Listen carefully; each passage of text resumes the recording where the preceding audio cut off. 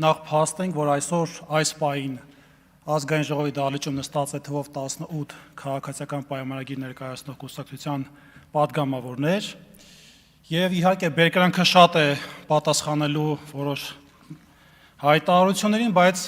մեր թվում շատ կարևոր առանձնահատկություն ունենք, չորրորդականը տարբերակելով առաջնայինից։ Եվ այսպես այսօր խոսեմ Ադրբեջանի ռազմական ներուժի մասին, որը կարևորում եմ եւ կարծում եմ այստեղ պետք է դրա մասին խոսվի։ Ես այսօր ուզում եմ խոսել մի թեմայի մասին, որի շուրջ Հայաստանում շատ հաճախ խոսում ենք կամ չափազանց էմոցիոնալ, կամ չափազանց մակերեսային։ Խոսքը, ինչպես ասեցի, Ադրբեջանի ռազմական ներուժի մասին է։ Ես անլուրջ եմ համարում ասել, որ խաղաղության գործընթաց կա, հետևաբար ռազմական սպառնալիքի մասին խոսել անհրաժեշտություն չկա։ Այս խոսույթը ես կտրականապես անընդունելի եմ համարում։ Մենք պարտավոր ենք հասկանալ, ինչպիսի ռազմական ներուժ ունի մեր հարևանը, ինչ է նա ձեռք բերում եւ ինչ ուղղությամբ է զարգացնում իր բանակը։ 2026 թվականին Ադրբեջանի պաշտպանության եւ անվտանգության համար նախատեսվել է շուրջ $5 միլիարդ։ Դա Ադրբեջանի պետական բյուջեի մոտ 21%-ն է։ Ավելին, այդ գումարից մոտ 4.5 միլիարդ մանաթը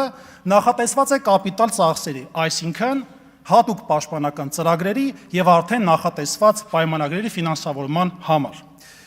Հայաստանի 2026 թվականի պաշտպանության ծախսը նախատեսված է $567 միլիարդ, որը դոլարային հարաբերակցությամբ մոտ 1.48 միլիարդ է։ Այսինքն, միայն 2026 թվականին բյուջետային հատկացումների մակարդակով Ադրբեջանի ռազմական եւ անվտանգության ոլորտում ծախսվում է մոտ 3.4 անգամ ավելի շատ, քան Հայաստանում։ Ադրբեջանի ռազմական քաղաքականության ամենակարևոր փոփոխությունը այն է, որ նա վերջին տարիներին ստեղծել է բազմազգ եւ բազմաշերտ սպառազինություն։ Խոսքը գնում է իր գործընկերների Իսրայելի, Թուրքիայի, Պակիստանի, Չինաստանի, Իտալիայի եւ մի շարք այլ գործընկերների մասին։ CIPRI տվյալները ցույց են տալիս, որ Ադրբեջանը վերջին տարիներին իր սպառազինության մեծ մասը ձեռք է բերել հենց Թուրքիայից։ 2020 թվականի պատերազմը մեզ սովորեցրեց մի բան, ժամանակակից ԱԹՍ-ներ ասվածը դրանք պարզապես ինքնաթիռներ չեն։ Դրանք այնպիսի սպառազինություն է, որը մարտական առաջադրանք է կատարում ինչպես առաջնագծում, այնպես էլ հակառակորդ պետության խորքային կարևոր նշանակություն ունեցող ռազմական նշանակություն ունեցող ավելի ճիշտ օբյեկտների վրա։ Ադրբեջանի զինանոցում պաշտոնական աղբյուրները ցույց են տվել, որ Բայրակթար TB2, Աքինջի օրբիտեր տարբերակները, Hermes 450, Harop, Skystrike եւ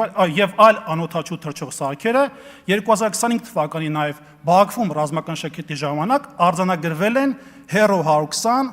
Skystriker, Block 4, Orbiter 5 եւ այլ կարևոր ռազմական նշանակություն ունեցող տեխնիկա։ Սրանք ամբողջապես պաշտոնական տվյալներից վերցված տվյալներ են։ 2024 թվականին Ադրբեջանի պաշտպանության նախարարությունը պաշտոնապես հաստատել է, որ Աքինջի հարվածային անօդաչուն ընդունվել է զինանոց եւ կիրառվում է հետախուզական եւ հարվածային նշանակություն ունեցող խնդիրները կատարելու համար։ Սա կարևոր է, որովհետեւ Աքինջին որպես այդպիսին ընդհանրապես նման չէ Բայրակթար TB2-ին եւ 1-ին, որովհետեւ նախ չի կիրառվել ռազմական գործողությունների մարտական դաշտում եւ չունի կոնկրետ հակազդող որևէ մեխանիզմներ։ 2024 թվականին Ադրբեջանի ռազմաօդային ուժերի կազմում պաշտոնապես հայտարարվեց, որ գնվել է JF-17C բլոկ 3 բազմաֆունկցիոնալ կործանիչները։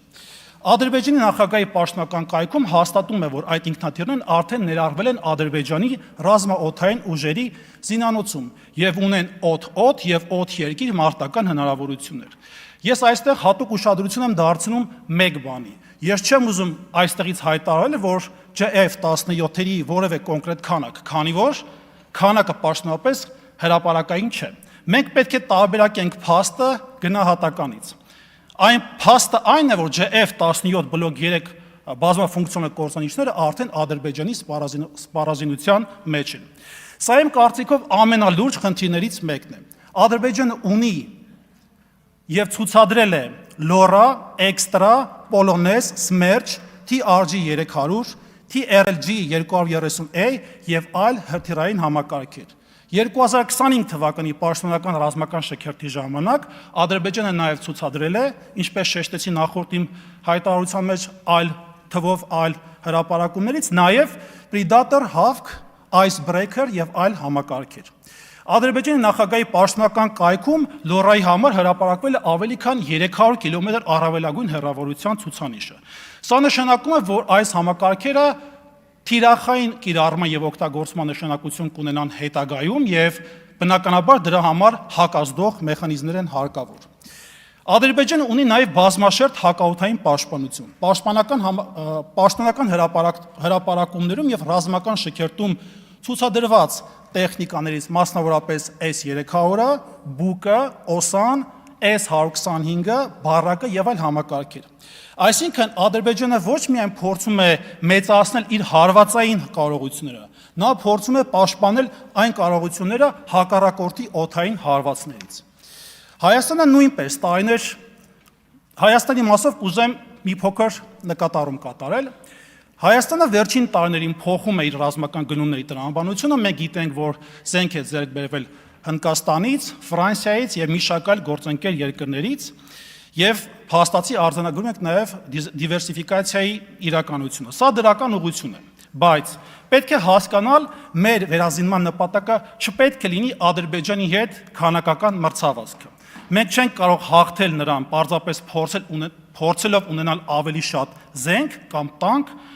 այլ կամ ավելի շատ հրանոթ կամ ավելի շատ ինքնաթիռ։